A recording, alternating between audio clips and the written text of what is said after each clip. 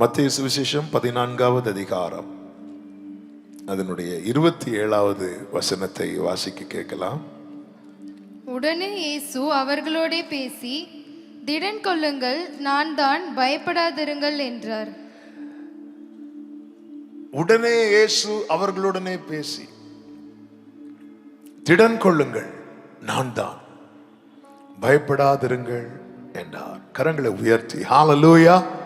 நாம் ஒரு மணி நேரம் கர்த்தருடைய வார்த்தையை கேட்க போகிறோம். கவனமாய் சமீபத்திலும் தூரத்திலும் இருந்து கேட்டுக்கொண்டிருக்கிறவர்கள் கர்த்தருடைய வார்த்தைக்கு உங்கள் செவியை சாய்க்கும்படி உங்களை அன்புடன் கேட்டுக்கொள்ளுகிறேன். இந்த மாலை வேளையிலே பேசும்படி ஆவியானவர் நினைவிலே கொண்டு வந்த வார்த்தை, சீஷர்கள் நடுக்கடலிலே தத்தளித்துக் கொண்டிருக்கும் போது அந்த இடத்துல இயேசு வந்து சொன்ன வார்த்தை தான் இது. பயப்படாதிருங்கள், நான் தான் அப்படிங்கிறார். ஆமென். இந்த வேத பகுதியிலிருந்து 5 காரியங்களை உங்கள் மத்தியிலே நான் சொல்லி செபிக்க விரும்புகிறேன். கர்த்தர் நம்மோடு கூட பேசுவாராக. ஆண்டவராக இயேசு கிறிஸ்துவை தேடி திரளான கூட்டத்தார் வருகிறார்கள். அவர்களை எல்லாம் கர்த்தர் அமர வைத்து அவர்களுக்கு திருப்தி உண்டாக அப்பத்தை மீன்களை எல்லாம் பெருக பண்ணி கொடுத்து அவங்க சாப்பிட்டு திருப்தி அடைந்த பின்பு அவர்களை அனுப்பிவிடுகிறார். அதனுடைய 22வது வசனத்திலே சொல்லப்பட்டிருக்கிறது, இயேசு ஜனங்களை அனுப்பிவிடுகையில். ஜனங்களை என்ன செய்கிறார் அப்படின்னா, சரி வா போயிட்டு வாங்க, அனுப்பி விடுறார். அனுப்பி விட்டுட்டு அடுத்த வார்த்தையை கவனிங்க, தம்முடைய சீஷர்கள் படவில் ஏறி தமக்கு முன்னே அக்கறைக்கு போகும்படி அவர்களை துரிதப்படுத்தினார் என்று சொல்லப்பட்டிருக்கிறது.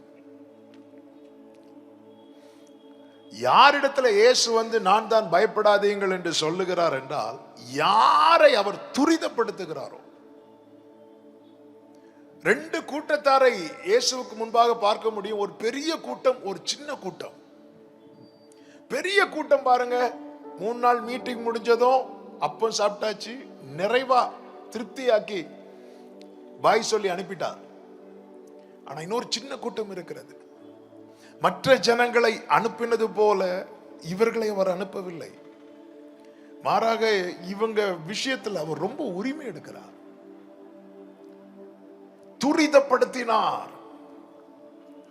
பிரியமான கர்த்தருடைய பிள்ளைகளை, கர்த்தர் துரிதப்படுத்துகிற நிலையிலே நாம் இருக்கிறோமா அல்லது கர்த்தர் அனுப்பி விடுகிற நிலையிலே நாம் இருக்கிறோமா? பொதுவாக யாரை துரிதப்படுத்துவோம் தெரியுமா? யாரை ஃபோர்ஸ் பண்ணுவோம்? நமக்கு ஒரு பொருள் வாங்கணும், பக்கத்து வீட்டில் ஒரு பையனை கூப்பிடுறோம், அவங்ககிட்ட இந்த பொருளை வாங்க எப்படி நம்ம சொல்லுவோம்? தம்பி, இந்த பொருளை ஒன்று வாங்கிட்டு வாப்பா அப்படின்னு சொல்லி அனுப்பி விடுவோம். அதே காரியத்தை நம்ம வீட்டில் இருக்கிற பையன்ட்ட எப்படி சொல்லுவோம் தெரியுமா? டேய், போய் கடையில் போய் அந்த பொருளை வாங்கிட்டு வா. 2க்கும் நிறைய வித்தியாசம் இருக்கு. இயேசு கிட்ட வந்தா மட்டும் போதாது, இயேசுவை தேடி வந்தா மட்டும் போதாது. என் வாழ்க்கையில் ஆண்டவர் ஃபோர்ஸ் பண்ற நிலைமையில, உரிமை எடுக்கிற நிலைமையில நான் இருக்கிறேனா? அல்லது எனக்கும் ஆண்டவருக்கு இடையில எந்த சம்பந்தமே இல்லாத நிலையில் இருக்கிறேனா? கால்நடையா இயேசுவினிடத்தில் வந்தார்கள் என்று வேதத்தில் சொல்லப்பட்டிருக்கிறது. இயேசு அவர்களை கண்டு மனதுருகி, இதெல்லாம் ஓகே, மனதுருகி அவர்களில் வியாதியா இருந்த எல்லாரையும் கர்த்தர் சொஸ்தமாக்கினார். சீஷர்கள் வராங்க, ஆண்டவரே சாயங்காலமாகுது, ஜனங்களை அனுப்பிவிடுங்க. ஆண்டவர் சொல்ல, இப்படிலாம் அனுப்ப முடியாதுப்பா, அவங்கள உட்கார வைங்க. எல்லாமே சூப்பர். இதெல்லாம் பார்த்தா ஆண்டவர் எவ்வளவு இரக்கம் உள்ள தேவர், உருக்கம் உள்ள தேவர், உண்மை, அதுல எந்த மாற்றமும் கிடையாது. அதே நேரத்தில் ஜனங்களை அவர் அனுப்பி விடுகிறார். ஆனா சீஷர்களை அவர் துரிதப்படுத்துகிறார். என் வாழ்க்கையில கர்த்தருக்கு நான் கொடுக்கிற ஸ்தானம் என்ன?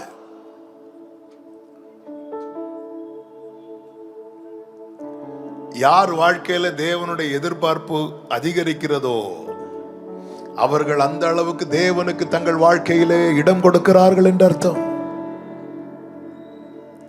பொதுவாகவே தேவனிடத்தில் எதிர்பார்த்து வருகிற கூட்டம் தான் அதிகமா இருக்கும். ஆனால் தேவன் எதிர்பார்த்து வருகிற ஒரு கூட்டம் தேவை. தேவன் எதிர்பார்த்து. என் லைஃப்ல தாவீது சொல்லுகிறார், ஆண்டவரே முன்னும் பின்னும் என்னை நெருக்கி உமது கரத்தை என் மேல் வைக்கிறீர். இப்படி யாருக்கு சொல்ல முடியல தெரியுமா? சவுலுக்கு சொல்ல முடியல. சவுலும் தெரிந்தெடுக்கப்பட்டவன் தான், சவுலும் அபிஷேகம் பண்ணப்பட்டவன் தான். ஆனா சவுலுக்கு இந்த டெஸ்டிமனி கிடையாது.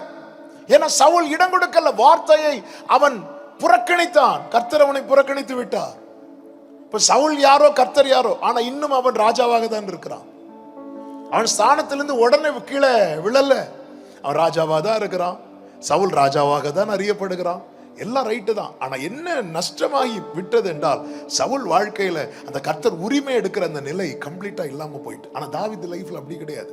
தாவீது சொல்றார், உங்களுடைய கை என் மேல் பாரமா இருக்குது, ஃபோர்ஸ் பண்றீங்க ஆண்டவரே, என்ன அழுத்துறீங்க ஆண்டவரே, முன்னும் பின்ன நெருக்குறீங்க ஆண்டவரே. நான் வானத்தில் ஏறினாலும் நீர் அங்கே இருக்கிறீர், நான் பாதாளத்தில் படுக்கை போட்டாலும் அங்கே உங்க கை என்ன பிடிக்குது, என்ன விட மாட்டேங்கிறீங்களே ஆண்டவரே. என்ன ஒரு லைஃப், என்ன ஒரு வாழ்க்கை. பிரியமான அன்பு கர்த்தருடைய பிள்ளைகளே, நம்முடைய லைஃப் இப்படி ஆயிட்டுன்னு வைங்களேன். இயேசுவின் நாமத்தில் உங்களுக்கு ஒரு நற்செய்தி சொல்றேன். எந்த புயலிலும் உங்கள் வாழ்க்கை படகு அமிழாது அக்கறையிலே போய் சேரும். ஹல்லேலூயா, ஆமென். என் வாழ்க்கையில் ஆண்டவர் அந்த துரிதப்படுத்துகிற, ஃபோர்ஸ் பண்ற. ஆபிரகாம் கேட்டார்ல, உன் மகன் ஈசாக்கு எனக்கு பலி செலுத்து. என்ன உரிமைங்க இது, என்ன உரிமை? அந்த அளவுக்கு ஈசாக்கு பலி செலுத்து. பலி செலுத்துவே ஆபிரகாம் கேட்கல. ஏன்னா அவ்வளவு இடம் கொடுக்கிறான் ஆபிரகாம். யோபுவை சோதிக்க சாத்தான் வந்து பெர்மிஷன் கேட்டான்ல, கர்த்தர் யோபு கிட்ட போய் கேட்டாரா, யோபுவே யோபுவே இப்படி சாத்தான் வந்திருக்கிறான், யோபுவே அனுமதிக்கட்டுமா? கேட்காம அலோவ் பண்றார். அந்த அளவுக்கு உரிமை இருக்கு. கேட்காம அலோவ் பண்றான். போ, முடிஞ்ச தொட்டுக்கோ, தொட்டுப்பாரு. ஹெல்த்ல கை வைக்கணுமா கை வச்சுக்கோ, ஹெல்த்ல கை வைக்கணுமா கை வச்சுக்கோ. யார்கிட்ட கேட்டீங்க ஆண்டவரே? நம்ம கிட்ட கேட்காம ஒருத்தங்க செஞ்சாங்கன்னா பாருங்க, சின்ன பிள்ளைங்களா இருக்கும்போது யார்கிட்ட கேட்டுமா இந்த ட்ரெஸ் வாங்கி கொடுத்தீங்க, பிள்ளைங்க கேட்க மாட்டாங்க. ஆனா கொஞ்சம் வளர்ந்ததுக்கு அப்புறம் பிள்ளைங்க கேட்க ஆரம்பிச்சிருவாங்க, யார்கிட்ட கேட்டு செட் பண்ணீங்க. அதனாலதான் இயேசு சொன்னா, நீ சின்ன பிள்ளைய போல மாறலன்னா பரலோகத்துல உனக்கு இடமே கிடையாதுட்டா. என் வாழ்க்கையில ஜனங்களை அனுப்பி விட்டார்ல, ஜனங்கள்கிட்ட சொன்னாரா, நீங்க படகுல ஏறி அல்லது வாகனத்துல ஏறி இந்த வழியா போங்க, அப்படி போங்க, எதுவுமே சொல்லல. பாய், சென்று வாருங்கள், முடிந்தது, அவ்வளவுதான். ஆமேன் போட்டதோட அவருக்கும் ஜனங்களுக்கும் உறவு இல்லை. ஆனா சீஷர்கள் நீங்க படகுல ஏறி பாதையை தீர்மானிக்கிறார். எங்கு செல்ல வேண்டும், என்ன சொல்ல வேண்டும், வழி நடத்தும் ஆவியானவரே, விருப்பம் இல்லாத இடங்களுக்கு செல்லாமல் தடுத்து நிறுத்தும் ஆவியானவரே. இந்த ஜனங்களுக்கு சீஷர்களுக்குள்ள வித்தியாசம் என்ன தெரியுமா? கர்த்தர் பாய் சொல்லும் போது அந்த கூட்டம் போயிட்டாங்க, சீஷர்கள் போகல. இதான் வித்தியாசம். சரி போயிட்டு வாங்க. எங்க போறது ஆண்டவரே? இதே சீஷர்கள் தான். அநேக ஜனங்கள் இது கடினமான உபதேசம், யார் இதை பின்பற்ற கூடும் என்று சொல்லி இயேசுவை விட்டு விலகும் போது சீஷர்கள் மட்டும் இயேசுவினிடத்தில் நிற்கிறார்கள். அப்பொழுது இயேசு கேட்கிறார், நீங்களும் போய்விட மனதா இருக்கிறீர்களோ? அப்படி கேட்கும் போது பேதுரு சொல்றார், யார்கிட்ட போவோம் ஆண்டவரே? சரி போயிட்டு வாங்க அப்படி சொன்னா போறதுக்கு ஒரு கூட்டம் இருக்கு, ஆனா இவங்களுக்கு போக முடியாது. நாங்க எங்க போனோம், எப்படி போனோம், எதை நோக்கி பயணிக்கணும்? தேவன் நம்முடைய வாழ்க்கையில நம்மை துரிதப்படுத்துகிற அந்த அனுபவத்துக்குள்ள நாம காணப்படணும்னா, நம்முடைய வாழ்க்கையின் எல்லாவற்றையும் தீர்மானிக்கிற அந்த அதிகாரத்தை நம்ம யார்கிட்ட தான் கொடுக்கணும் தெரியுமா? ஆண்டவர்கிட்ட தான் கொடுக்கணும். பேதுரு அப்படிதான் இடம் கொடுக்கிறான். ஆண்டவர் பேதுரு தேடி வரும்போது அவன் படகை கரையிலே விட்டு வலை அலசி கொண்டிருக்கிறான். ஏன்னா இரவு முழுவதும் பிரயாசப்பட்டு ஒண்ணுமே கிடைக்கல. இப்ப இயேசு வந்ததும் படகுல ஏறி உட்காரல. இயேசு ரிக்வெஸ்ட் பண்றார், இந்த போட்டை கொஞ்சம் தள்ளி கொண்டு போ, எப்பவுமே புரிந்து கொள்ளுங்க, நாம இயேசுவுக்கு முழுமையான இடம் கொடுக்காத வரைக்கும் கர்த்தர் ரிக்வெஸ்ட் தான் பண்ணுவார், கமாண்ட் பண்ண மாட்டார். என் லைஃபுக்குள்ள இருந்து கர்த்தர் கமாண்ட் பண்ணிட்டார் மட்டும்தான் என் வாழ்க்கை வார்த்தையினால ஜெயிக்கும். ஆனா இதோ வாசற்படியில் நின்று நான் கதவை தட்டி கொண்டிருக்கிறேன். நம்ம இன்னும் லைஃப்ல நம்ம வாழ்க்கையில ஆண்டவர் ரிக்வெஸ்ட் பண்ண வச்சுட்டே இருக்கிறோம். நீ கதவை திறப்பியா? நம்ம கதவை தட்டி இல்ல. பேதுரு படகுல இயேசு ஏறி உட்கார்ந்ததுக்கு அப்புறம் கட்டளை வெளிப்படுகிறது. அதுவரை கட்டளை வெளிப்படவில்லை. அதுவரை பேதுருட்ட கேட்கிற, பேதுரு கொஞ்சம் தள்ளுவியா, கொஞ்சம் போட்டு தள்ளுவியா. போட்ல ஏறி உட்கார்ந்ததும் ஆழத்துக்கு போ அப்படிங்கிறார். ஆழத்துக்கு போ அப்படிங்கிறார். என்ன கமாண்ட்! இப்படிப்பட்ட வார்த்தை, இப்படிப்பட்ட அதிகாரம் நம்முடைய வாழ்க்கையில, அந்த ஸ்தானத்தில் நாம் யாரை வைத்திருக்கிறோம்? யாரை வைத்திருக்கிறோம்? அற்புதத்துக்காக மட்டும் இயேசுனா அந்த அற்புத காரியம் முடிஞ்சதும் இயேசுவே அனுப்பி விட்டுருவார். பை. ஆமென். இன்னைக்கு எல்லாருக்கும் இயேசு எதற்கு தேவைன்னா, என் வாழ்க்கையில் ஒரு அற்புதம் தேவை. அற்புதம் நடந்ததும் ஓகே, முடிந்தது. இந்த வேதத்துல இயேசுவினிடத்தில் அற்புதம் பெற்றவர்கள் எத்தனை பேர்? அற்புதம் பெற்றவர்களில் இயேசுவை பின்பற்றினவர்கள் எத்தனை பேர்னு பார்த்தா ரொம்ப சுருக்கம். 10 குஷ்டரோகிகள் வராங்க, அதுல 10 பேருக்கும் கர்த்தர் சுகத்தை கொடுக்கிறார். ஒருவன் மட்டுமே இயேசுவினிடத்தில் திரும்பி வருகிறான். இதுதான் கணக்கு. ஆண்டவர் துரிதப்படுத்துகிற நிலையில நான் இருக்கிறேனா? என் வாழ்க்கையில நான் என்ன பண்ணாலும் அவர் கண்டுக்கவே மாட்டேங்காருன்னா எனக்கும் ஆண்டவருக்கு இடையே அவ்வளவு தூரம் இருக்குன்னு அர்த்தம். ஒரு தகப்பனுக்கு 2 குமாரர்கள் இருந்தார்கள். இயேசு சொன்ன ஓமை, இளைய குமாரன் என்ன பண்ணான் தெரியுமா? அப்பா எனக்கு சொத்தை பிரிச்சு கொடுங்கப்பான்னு கேட்கிறான். அப்பா என்ன பண்றார்? 2 பேருக்குமே சொத்தை பிரிச்சு கொடுக்கிறார். 2 பேருக்குமே சொத்தை பிரிச்சு கொடுக்கிறார். இப்போ 2 பேருக்குமே என்ன ஆப்ஷன் இருக்குன்னா, எப்படி வேணாலும் வாழலாம். இளையகுமாரன் என்ன பண்றான் தெரியுமா? தகப்பனை விட்டு தூரம் போகிறான், தான் விரும்பின வாழ்க்கை வாழ. மூத்த குமாரனோ தகப்பனோடு இருக்கிறான், தகப்பன் விரும்புகிற வாழ்க்கை வாழ. இரத்தத்தினாலே நம்மை மீட்டு விட்டார். நமக்கு முன்னாடி 2 வழிகள் இருக்கிறது. கேட்டுக்கு போகும் வாசல், ஜீவனுக்கு போகும் வாசல். நான் விரும்புகிற வாழ்க்கை வாழணும்னா நான் அந்த விசாலமான பாதையை தெரிந்தெடுத்து போகலாம். ஆனால் என் தகப்பன், என்னை அழைத்தவர், என்னை ரட்சித்தவர் விரும்புகிற வாழ்க்கையை வாழணும்னா இயேசு சொன்னார், என்னை இல்லாமல் உங்களால் ஒன்றும் செய்ய கூடாது. ஆப்ஷன் நமக்கு முன்னாடி தான் வைத்திருக்கிறார். ஜீவனை, மரணத்தையும், ஆசீர்வாதத்தையும், சாபத்தையும் உனக்கு முன்பாக வைத்திருக்கிறேன். நாம் எதை தெரிந்து கொள்ள போகிறோம்? அந்த இளையகுமாரன் திரும்பி வரும்போது கன்றுக்குட்டி அடிக்கப்பட்டது என்று சொல்லப்பட்டிருக்கிறது. அப்போ மூத்த குமாரனுக்கு ரொம்ப வருத்தம் ஆயிரும். மூத்த குமாரன் வெளியே நிற்பார், ஃபீல் பண்ணிட்டு. அப்பா வந்து ஓடி வரார். என்ன மகனை வெளியே நிற்கிற, உள்ளவா. என்னப்பா, நான் என் ஃப்ரெண்ட்ஸு கூட இருக்கிறதுக்கு ஒரு ஆட்டுக்குட்டியை கூட நீங்க எனக்கு கொடுக்கல அப்படிம்பார். என்னை ரொம்ப சிந்திக்க வைத்த வேத பகுதி. அப்பா சொத்தை பிரிச்சு கொடுக்கும் போது மூத்த குமாரனுக்கும் கொடுத்திருக்கிறார். அப்ப மூத்த குமாரன் அப்பா கிட்ட கேட்க வேண்டிய அவசியம் கிடையாது. அப்ப என் ஃப்ரெண்ட்ஸ் கூட நான் சந்தோஷமா இருக்கிறதுக்கு ஒரு ஆட்டுக்குட்டி அடிக்கட்டுமா கேட்க வேண்டிய அவசியம் கிடையாது. அவன் போய் அடிச்சு சாப்பிடலாம். ஆனா பாத்தீங்களா, சிம்பிளா நம்ம லாங்குவேஜ்ல புரியணும்னு சொன்னா, என் ஃப்ரெண்ட்ஸு கூட நைட்டு டின்னர் சாப்பிட்டுட்டு வரட்டுமான்னு அப்பா கிட்ட பெர்மிஷன் கேட்டு அப்பா நோ சொன்னதும் ப்ரோக்ராமே கேன்சல் பண்ண ஆளு தான் யார் தெரியுமா? மூத்த குமாரன். எனக்கு என் கையில எல்லாம் கிடைச்சதும் அதுக்கப்புறம் நான் என்ன தீர்மானிக்கிறேன்? பேதுரு படகு நிறைய மீன்களை கொடுத்ததுக்கு அப்புறம் அடுத்து என்ன செய்ய வேண்டும் என்பதை கர்த்தர் தீர்மானிக்கும்படி பேதுரு இடம் கொடுக்கிறான். இயேசு சொல்றார், எல்லாத்தையும் விட்டுட்டு என் பின்னாடி வா. விட்டுட்டு வாரான். ஹல்லேலூயா. நம்மில் அநேகர் நம்முடைய வாழ்க்கையில இல்லாய்மை என்ற நிலையில் இருக்கும்போது மட்டும் கர்த்தரை பின்பற்றுகிறவர்களாய் இருக்கிறோம். எல்லாம் கிடைத்த பிறகு யார் வாழ்க்கையில இயேசு உரிமை எடுப்பார்? எல்லாவற்றை விட இயேசு தான் எனக்கு முக்கியம்னு யார் இடம் கொடுக்கிறாங்களோ, என் வாழ்க்கையில் ஆண்டவர் இப்படி துரிதப்படுத்துறாரு. நான் வலதுபுறம் இடதுபுறம் சாயும் போது வழி இதுவேங்கிற சத்தம் என் காதுல கேட்கிறதா? இல்ல, நான் என்னுடைய ஜெப நேரம் ஒரு மணிக்கு, அந்த 1 மணி நேரம் மட்டும் தான் எனக்கு ஆண்டவருக்கு இடையே, அதோட முடிச்சது. அதுக்கப்புறம் நான் எங்க போறேன் வரேன் அதெல்லாம் ஆண்டவர் கண்டுக்க மாட்டார்.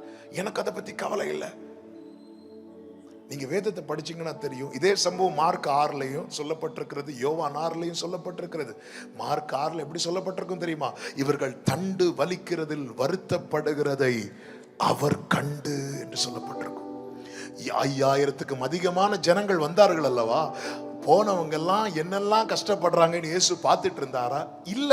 ஆனா இந்த 12 பேர் படுற கஷ்டத்தை அவர் பார்த்துட்டு இருக்கிறார்.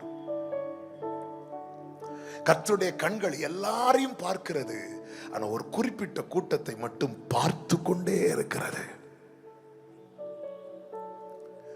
அப்பம் புசித்து போன ஜனங்கள் அநேகர் எங்க போனாங்க, என்ன ஆனாங்க, எதையுமே ஆண்டவர் கவனிக்கல. ஆனா இந்த 12 பேர் ஆழ்கடலிலே தண்டு வலிக்கிறதில் வருத்தப்படுகிறதை அவர் பார்க்கிறார்.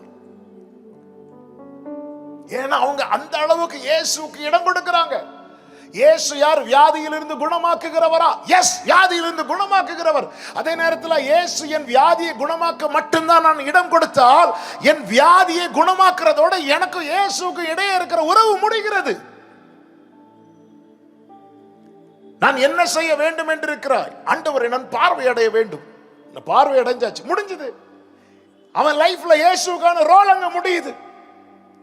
நான் உனக்கு என்ன செய்யணும்? எவரி சொல்றேன், என் வீட்டுல என் மகளை தொடணும். வீட்டுல மகளை தொட்டாச்சு, ரோல் முடிஞ்சது. அதுக்கப்புறம் எவரி சொன்னாரா? இல்ல ஆண்டவர், நீங்க வீட்டிலேயே இருங்க ஆண்டவர். இல்ல, எதுக்கு வந்திருக்கிறீங்க? ஆண்டவரே, உங்ககிட்ட இருந்து அப்பம் கிடைக்கும். என்ன அப்பம்? வச்சுக்கோ. சாப்பிட்டியா? திருப்தியானியா? கிளம்பு.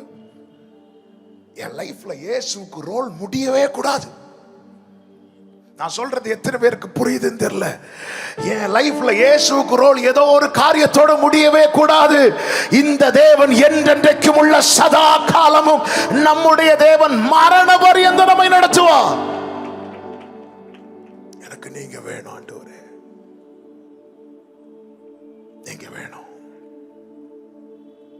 தேவன் முக்கியத்துவம் கொடுக்கிற லிஸ்ட்ல நாம இருக்க வேண்டும் என்று பரிசுத்த ஆவியானவர் விரும்பி இந்த மாலை வேளையில பேசிக் கொண்டிருக்கிறார்.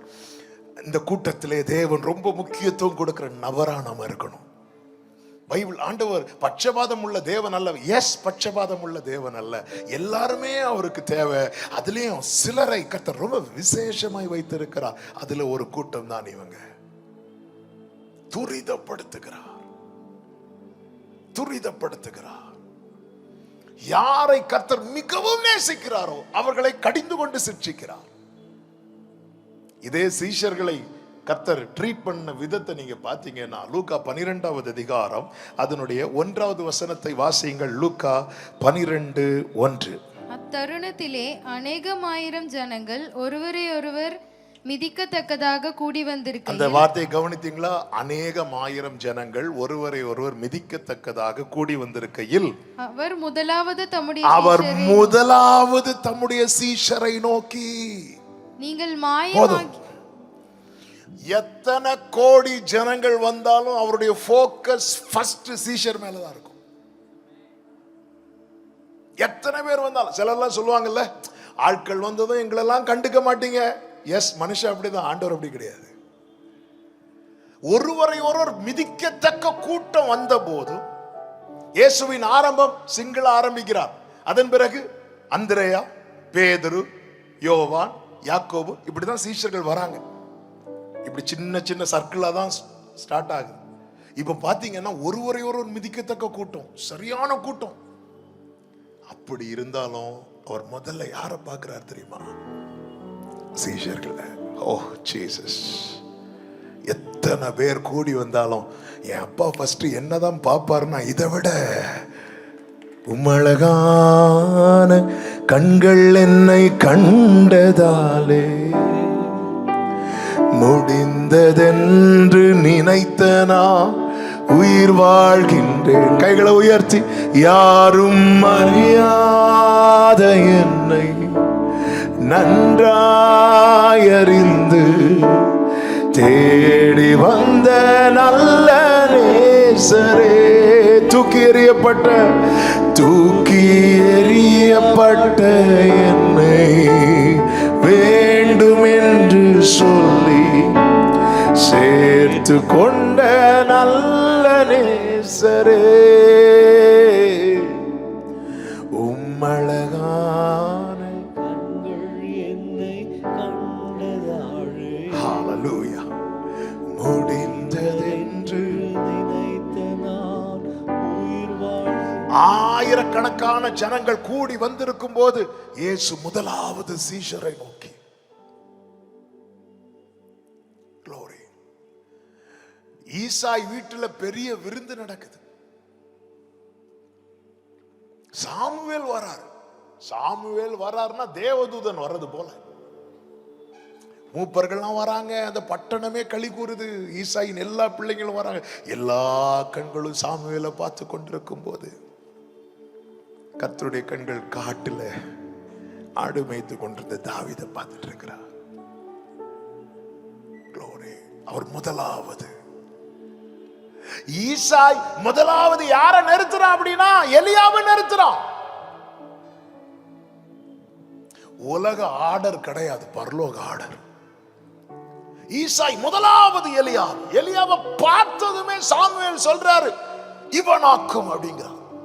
இந்த சாமுவேலுடைய பெரிய மேன்மை என்ன தெரியுமா? இந்த சாமுவேல் மூலமாய் உரைக்கப்பட்ட வார்த்தை ஒன்று கூட தரையிலே விழுந்து போக விடல. ஃபர்ஸ்ட் வேர்டு தரையில விழுது, சாமுவேலுடைய வேர்டு.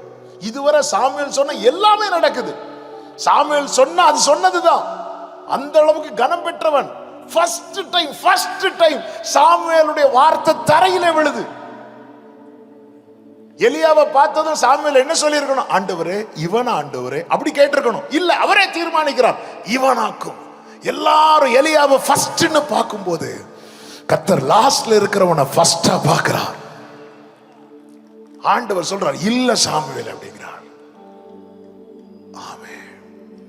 ஆண்டவரே, இவ்வளவு தாவீதுக்கு நீங்க இம்பார்ட்டன்ஸ் கொடுக்க ரீசன் என்ன? ரீசன் ஒன்றுதான். இந்த தாவீதை போய் கேளு. தாவீது எப்பொழுதும் என்னை தான் அவனுக்கு முன்பாக வைத்துக் கொண்டிருக்கிறான். கர்த்தரை நான் எப்பொழுதும் எனக்கு முன்பாக, ஆல்வேஸ். தாவீது லைஃப்ல அந்த அவனுடைய பிரையாரிட்டியே கர்த்தர் தான். அதனால கர்த்தர் கைவிடல. தாவீது சகோதரர்கள் தாவீது அந்நியரா பார்த்தாங்களாம், வேற்று மனுஷனை பார்த்தாங்களாம். தாவீதின் பெற்றோர் அவரை மறந்துட்டாங்க. வீட்டில் ஒரு பெரிய ஃபங்க்ஷன் இருக்கும்போது நம்ம சொந்தக்காரங்களையே மறக்க மாட்டோம், பிள்ளைகளை மறப்போமாங்க. ஆனா இந்த வீட்டில் மறக்கப்பட்டிருக்கிறான். ஒருத்தராவது சொல்லியிருக்கலாம்ல, 7 சகோதரர்கள் இருக்கிறாங்க. அப்பா கிட்ட வந்து, அப்பா அப்பா தம்பியை கூப்பிடலையே அப்பா, கேட்டிருக்கணும்ல. யாரும் கேட்கல, அப்பா சொல்லியிருக்கணும்ல. அல்லது அந்த அந்த பட்டணத்தில் இருக்கிற ஒருவராவது வந்து சொல்லியிருக்கணும்ல, என்னங்க இவ்வளவு பெரிய ஃபங்க்ஷன் வீட்டில் வச்சிருக்கிறீங்க, உங்க கடைசி பையனை கூப்பிடவே இல்லையே, சொல்லியிருக்கணுமே. இல்ல. தாவீது அதனாலதான் 31வது சங்கீதத்தில் சொல்றார், செத்தவனை போல எல்லாராலும் முழுவதும் மறக்கப்பட்டேன்.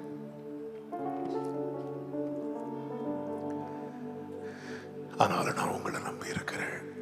எனக்கு எப்பவுமே ஃப்ரெண்ட்ல நீங்க தான் ஆண்டவரே. என் லைஃப்ல ஆண்டவர் துரிதப்படுத்தணும். என்ன கர்த்தர் இவர்களை துரிதப்படுத்துகிறார். யோவான் 13:1 சொல்லப்பட்டிருக்கிறது, அவர் பிதாவினிடத்தில் செல்லும் வேளை வந்தது என்று அறிந்து தம்முடையவர்களிடத்திலே முடிவு பரியந்தம் அன்பு வைத்தார். தம்முடையவர்களிடத்தில் ஆண்டவர் எல்லார் மேல அன்பு வைத்துதான் இந்த பூமியில வந்தார். ஆனா ஒரு குறிப்பிட்ட கூட்டத்துக்கு மேல விசேஷித்த அன்பு வைக்கிறார். விசேஷித்த அன்பு. இயேசுவுக்கு யாரை பிடிக்கும்? இயேசுவுக்கு எல்லாரையும் பிடிக்கும். ஆனா நம்ம என்ன சொல்லணும் தெரியுமா? இயேசுவுக்கு எல்லாரையும் பிடிக்கும், என்ன ரொம்ப பிடிக்கும். ஆமென், ஹல்லேலூயா. இயேசுவுக்கு எல்லாரையும் பிடிக்கும். உங்களை ரொம்ப பிடிக்கும். பிடிக்குமா? அந்த லைன்ல வந்துடணும். ஆண்டவரே, என் வாழ்க்கையில எல்லா தீர்மானத்தையும் எடுக்கிற அந்த நிலையில அப்ப நான் உங்களை வச்சிருக்கிறேன். ஆண்டவரே, நீங்க சொல்லுங்க. ஆண்டவரே, நீங்க சொல்லுங்க. ஆண்டவரே, இனியும் உம்மை கேட்பேன், நீர் சொல்வதை நான் செய்வேன், என் கூட பேசுங்க, பேசாம மட்டும் இருக்காதீங்க.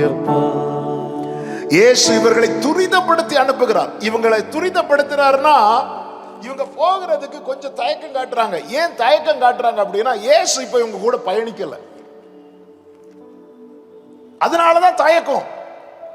கடல்ல போறது இவங்களுக்கு ஒரு மேட்டர் கிடையாது. இதுல அநேகர் கடல் தொழில் செய்யறவங்க, பேதுரு, யோவான், யாக்கோபு எல்லாம் மீன் பிடிக்கிறவங்க, கடலுக்கு பயந்தவங்க கிடையாது. ஆனா அவங்க எதுக்கு பயந்தாங்க தெரியுமா? இயேசு இல்லாம பயணிக்க பயந்தார்கள். நம்ம எதுக்கு பயப்படுறோம்? ஐயோ என்கிட்ட பணம் இல்லையே, நான் என்ன செய்ய போறேன், இப்படிதான் பயப்படுகிறோம் நம்மில் அநேகர். இயேசு இருக்கிறாரு, நான் ஏன் பயப்படணும்? இவங்க ஏன் போக தயங்கி நிக்கிறாங்க அப்படின்னா, இயேசு இப்ப இவங்க கூட போகல, இவங்களை தனியா அனுப்புறாரு. சில பாதையில ஆண்டவர் தனியா விடுறது போலதான் இருக்கும், ஆனா தனியா விடவே மாட்டார். அவர் ஒரு மலையில ஏறி போறார். அவர் மலையில எதுக்கு போறார் அப்படின்னா, பிதாவை பார்க்க, பிதா கிட்ட பேசுறதுக்காக. சீஷர்கள் நடுக்கடல்ல இப்போ காட்டு எதிராய் வீசுகிறது, கடல் கொந்தளிக்கும் போது அவர்கள் வருத்தப்படுகிறதை அவர் கண்டு இருக்கு. பொதுவாகவே தூரம் போக போக போக போக நம்ம மற்றவர்கள் கண்களுக்கு மறைந்து போவோம். ஆனா ஆண்டவர் வேற வித்தியாசமானவர்.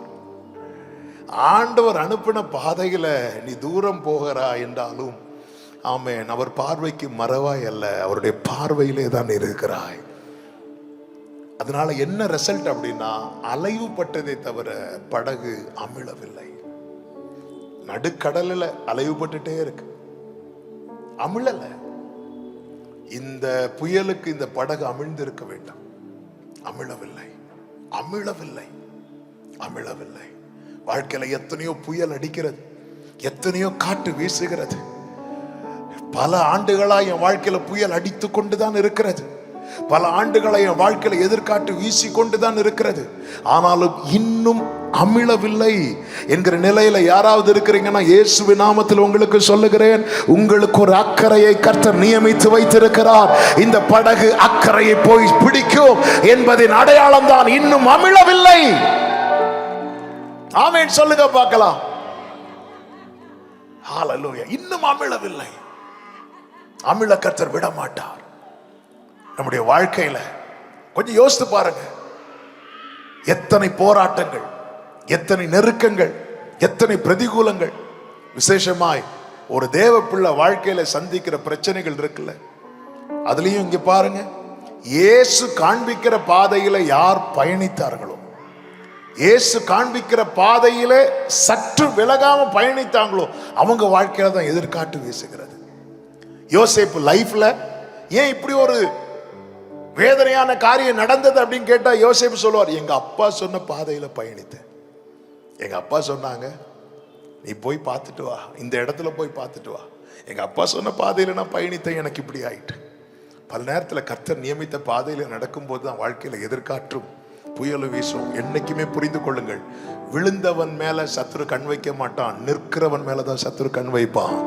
எனவே தான் வேதம் சொல்லுகிறது, நிற்கிறேன் என்று எண்ணுகிறவன் விழாதபடிக்கு எச்சரிக்கையாயிருக்க கடவர்கள். உங்க வாழ்க்கையில காற்றும் புயலும் எதிராய் வீசும் போது புரிந்து கொள்ளுங்கள், கர்த்தர் சரியான பாதையிலே உங்களை நடத்தி கொண்டிருக்கிறார். நம்புறவங்க மட்டும் கரங்களை தட்டி ஆமேன் சொல்லுங்க பார்க்கலாம். தூரத்திலிருந்து பார்க்கும்போது சற்று கடினமாய் தான் இருக்கும். ஆபிரகாம் இடத்துல கர்த்தர் சொல்லுகிறார், உன் மகன் ஈசாக்கை நான் உனக்கு குறிக்கும் தேசத்தில் அந்த மலைகளில் ஒன்றில் போய் எனக்கு பலி செலுத்து. ஆபிரகாம் 3 நாள் டிராவல் பண்ணி வரும்போது வேதம் சொல்லுகிற, தூரத்திலிருந்து அந்த இடத்தை கண்டானாம். தூரத்திலிருந்து அந்த இடத்தை பார்க்கும்போது எப்படி இருக்கும் தெரியுமா? ஆமே, எவ்வளவு வேதனையா இருக்கும். அவன் கிட்ட போறான், நம்பி போறான். புறப்படும் போது ஈசாக்கு கேட்கிறார், அப்பா பலிக்கான ஆட்டுக்குட்டி எங்கப்பா? ஆபிரகாம் கொஞ்சமும் பதறவில்லை. என்ன சொல்லுகிறான் தெரியுமா? கர்த்தர் பார்த்து கொள்வார். இது நான் தெரிந்தெடுத்த பாதை அல்ல, இது கர்த்தர் நியமித்த பாதை. ஒன்றை புரிந்து கொள்ளுங்கள், என் வாழ்க்கையில நான் ஒரு பாதையை தெரிந்தெடுத்து பயணிக்கும் போது என் வாழ்க்கையில் ஒரு புயல் அடித்தால் அதற்கு பொறுப்பு நான் தான். ஆனால் கர்த்தர் என்னை ஒரு பாதையை அனுமதித்து அதிலே நடத்தும் போது ஒரு புயல் அடிக்குதுன்னு வைங்கள, அதற்கு முழு உத்தரவாதம் யார் எடுப்பார் தெரியுமா? கர்த்தர் எடுப்பார். யோபுவின் வாழ்க்கையில சோதனைக்கு அந்த முழு காரணம் யாருன்னு கேட்டா கர்த்தர். கர்த்தர் அனுமதிக்கிறார். எங்கள்கிட்ட கேட்டா யோபுவை கர்த்தர் ஏன் சோதித்தாருன்னு கேட்டா, ஐயோ பிரசங்கத்துக்கு 4 பாயிண்ட் எடுக்கணும்னு சொல்லிட்டு 4 பாயிண்ட் யோபுவை தாக்குறது மாதிரி நாங்க எடுத்துருவோம். ஆனா கர்த்தரே சொல்றாரு ஒரு முகாந்திரமும் இல்லை அப்படிங்கிறார். யோபு 2வது அதிகாரம் 3வது வசனத்துல ஆண்டவர் சொல்றார், சாத்தான்ட்ட சொல்றாரு, இங்க பாரு முகாந்திரமே இல்லாம அவனை சோதிக்க நீ கேட்ட. கர்த்தரே முகாந்திரம் இல்லைன்னு சொல்லிட்டார். ஆனா 4 நண்பர்கள் வந்து சொல்றாங்க, நல்லவனை கர்த்தர் தண்டிப்பாரா, சன்மார்க்கனை கர்த்தர் இப்படி தண்டிப்பாரா, துன்மார்க்கனை தான் அதம் பண்ணுவார், துன்மார்க்கன் நீ ஏதாவது தப்பு பண்ணிருப்ப. யோபுக்கு அவ்வளவு நிச்சயம் இருந்துச்சு. எனவேதான் அவன் வாழ்க்கையில் அழிவின் செய்தி தான் வருகிறது. 4 திசையிலிருந்து 4 பேர் வந்து துர்ச்செய்தியை சொல்றாங்க. சொல்லும் போது யோபு சொன்ன வார்த்தை என்ன தெரியுமா? கர்த்தர் கொடுத்தார் சாத்தான் அழித்தான் என்றல்ல, கர்த்தர் கொடுத்தார் கர்த்தர் எடுத்தார். என கர்த்தர் அறியாமலும் கர்த்தர் அனுமதிக்காமலும் என் வாழ்க்கையில ஒன்று நடக்காது. அப்படி ஒன்றை கர்த்தர் அனுமதித்திருப்பார் என்றால் ஆமென், அது அழிப்பதற்கல்ல. அதனாலதான் அவர் அழித்தார்னே அவன் கன்ஃபர்ஸ் பண்ணல, எடுத்தார் தான் சொல்றான். எடுத்தார்னு அர்த்தம் என்ன? கர்த்தர் கொடுக்கும் போது என் கைட்ட கர்த்தர் கொடுத்தார், அது என் கையில இருக்கிறது. கர்த்தர் எடுத்தார்னா இப்ப அது யார் கையில இருக்கு? கர்த்தர் கையில இருக்கு. என் கையில இருக்கிறத விட கர்த்தர் கையில இருக்கிறது சேஃப். 1வது அதிகாரத்துல எடுத்தார், 42வது அதிகாரத்தில் அதை எப்படி கொடுத்தார் தெரியுமா? குறைச்சல்ல பெருக பண்ணி கொடுத்தார். ஹalleluya. இது என் வாழ்க்கையில் ஒரு புயல் அடிக்கும் போது நான் முதல்ல பார்க்க வேண்டியது என்ன தெரியுமா? இது நான் எந்த பாதையில் பயணிக்கிறேன். யோனா பயணித்த பாதையிலும் புயல் அடித்தது. அந்த புயலுக்கு காரணம் யோனா. அந்த புயலினுடைய ரிசல்ட் யோனாவை தூக்கி கடல்ல போட்டாங்க. ஆனா இப்பொழுது சீஷர்கள் பயணிக்கிறாங்களே, இதுல ஒருத்தர் கூட மூழ்கல. நானாக ஒரு பாதையை தெரிந்தெடுத்துட்டு நானா மாட்டிக்கிட்டு ஆண்டவரே ஏன் இதை செய்தீர் கேட்க கூடாது. நான் எந்த பாதையில பயணிக்கிறேன்? ஆண்டவர் சொல்லுகிற உலகம் என்னை பகைத்ததானால் உங்களையும் பகைக்கும். எந்த பாதையில நாம் பயணிக்கிறோம்? லாபான் வீட்டில் இருக்கிறது வரைக்கும் யாக்கோபுக்கு ஒரு பிரச்சனை இல்ல. இப்போ யாக்கோபுக்கு புத்தி தெளிகிறது. அவன் சொல்லுகிறான், நான் கானானுக்கு போகிறேன் அப்படிங்கிறான், என் தகப்பன் வீட்டுக்கு போறேன் அப்படிங்கிறான். எப்ப அவன் கானானுக்கு தகப்பன் வீட்டுக்கு போக புறப்பட்டானோ பின்னாக லாபான், முன்னாக ஏசா. இதுவரைக்கும் இல்லாத பிரச்சனை இப்போ வருது.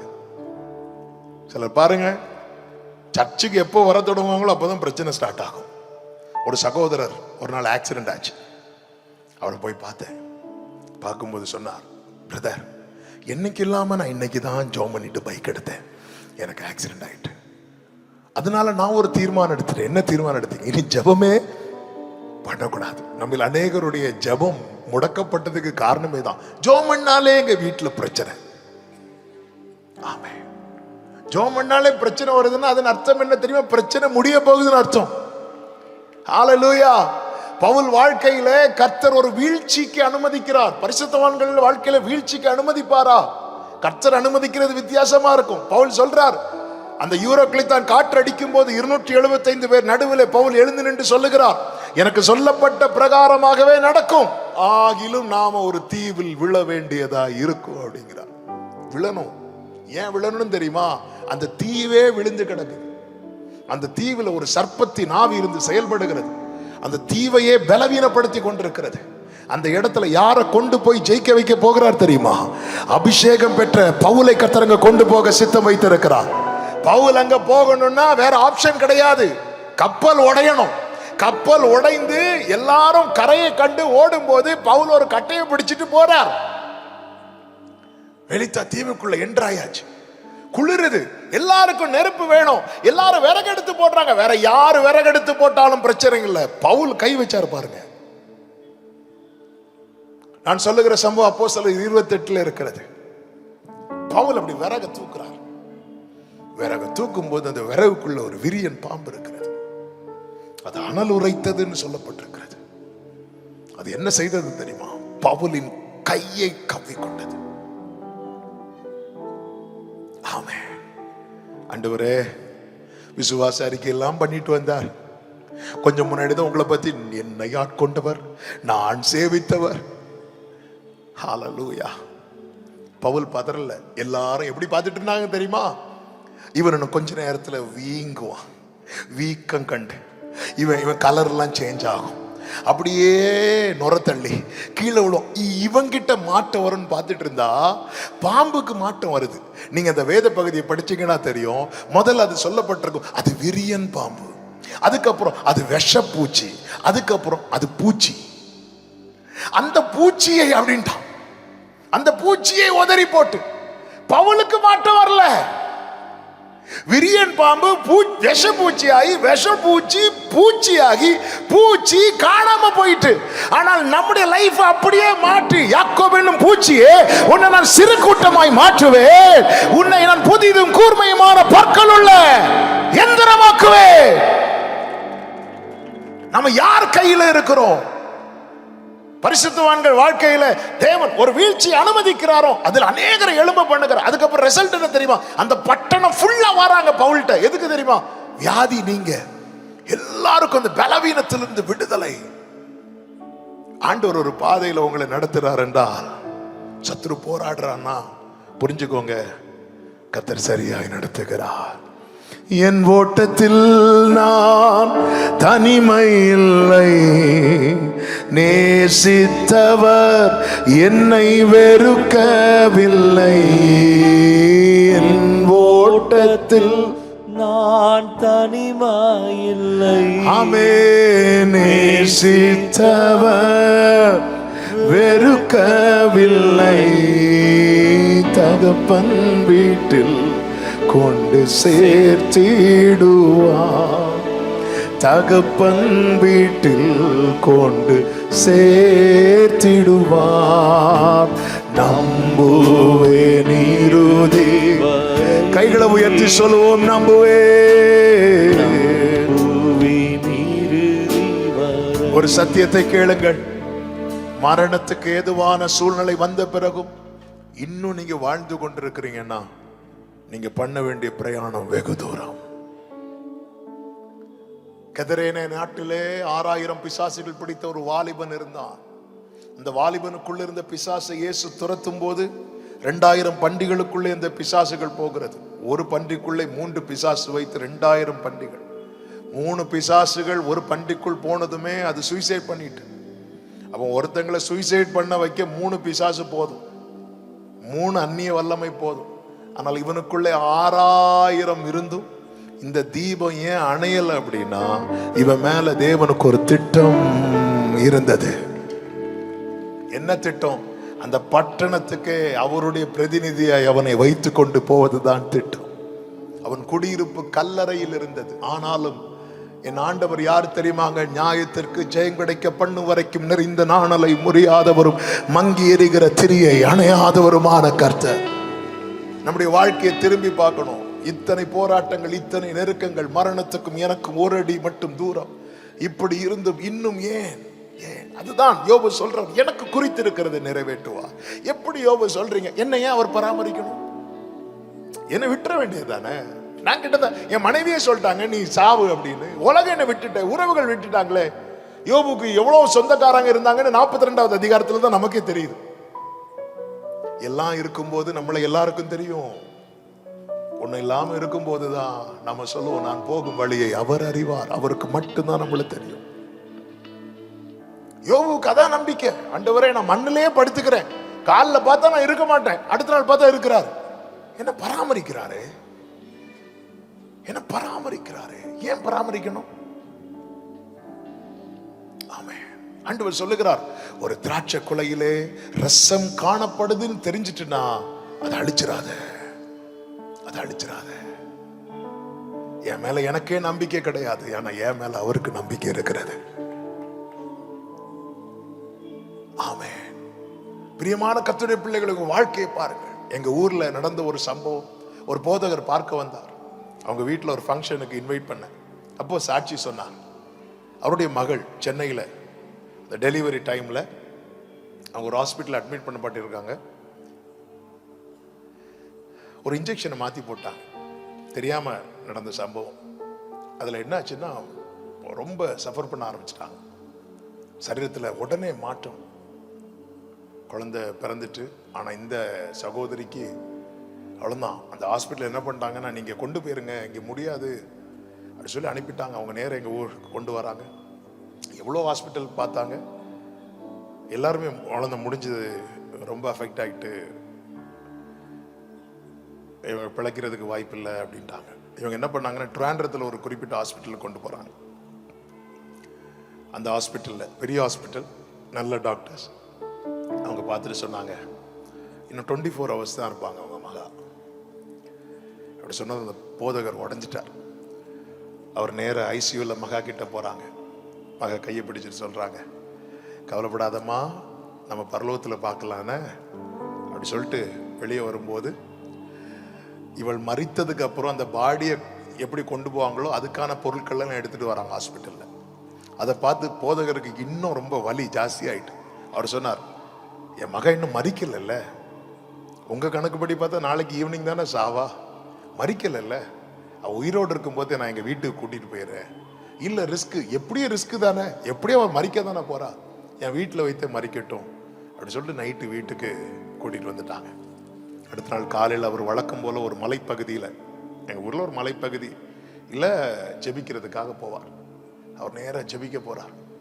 ஜெபிக்க போகும்போது ஆண்டவர்கிட்ட ஒரே ஒரு வார்த்தை, ஆண்டவர் அவளை உங்களால் முடியும், இல்லை அவளை எடுக்கிறது அவங்க சித்தம், அதையும் நீங்கள் சொல்லிட்டீங்கன்னா நான் அதில் தைரியம் அடைவேன் ஆண்டவர், ஏதாவது பேசுங்க ஆண்டவரே, நீங்கள் காப்பாற்றுவீங்களா இல்லை எடுத்துருவீங்களா, ஏதாவது பேசுங்க ஆண்டவரே. ஒரு 2 மணிக்கூர் 3 மணிக்கூர் இருந்து ஜெபம் பண்ற, ஒன்றுமே ஆண்டவர் பேசலை. பேசாததும் எதுவுமே பேச மாட்டேங்கிறார். ஓகே, ஒருவேளை ஆண்டவர் எடுக்கிறது தான் சித்தமாக இருக்கும் அப்படி சொல்லிட்டு அவர் ஜெபத்தை முடிச்சுட்டு வர வழியில் அந்த ஜங்ஷனில் ஒரு டீ கடையில் ஒரு டீ குடிக்கிறார்.